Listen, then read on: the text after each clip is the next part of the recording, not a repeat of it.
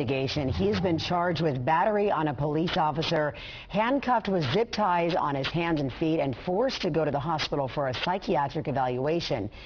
The catch, he's only 5 years old. Yeah, his name is Michael Davis. He's diagnosed with attention deficit hyperactivity disorder, which his mother says has led to fights at school. But when the school district said it had a plan to change Michael's behavior, his mother says things went wrong. How you doing, Mike? Good. Michael is energetic.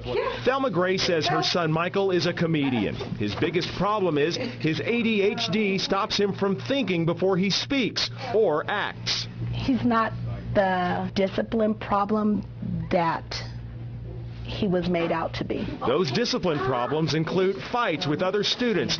Thelma says the school wanted to change that behavior by having Michael meet with a school police officer. He could come out and talk to Michael, and normally the kids are the scared straight. But the meeting didn't go as planned. Thelma says Michael became agitated when the officer entered the room, and it ended with Michael arrested in handcuffs. I was made to believe that Michael saw a police officer and attacked a police officer just on sight. Is that what happened?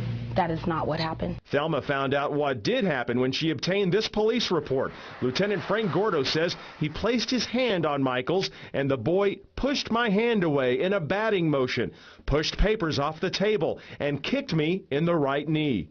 When Michael wouldn't calm down, the officer cuffed his hands and feet with zip ties and took him to the Stockton Kaiser Psychiatric Hospital.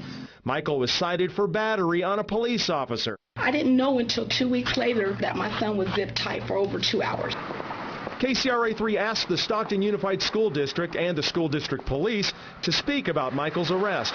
Both said they could not comment because of open investigations by the San Joaquin County Grand Jury and the U.S. Department of Education's Office of Civil Rights. With really young children, some of that's very abstract, so we need to try to make it a little bit more concrete. Shannon Cannon is an expert on education and child behavior at UC Davis. I have been around young children who, when they can't express themselves and don't feel as though they're being heard, they really need to make a loud statement in some way, and it's often a very physical statement. In the last week, the U.S. Department of Education released this report saying the Stockton Unified School District delayed an evaluation of the student, which denied the student a fair and public education.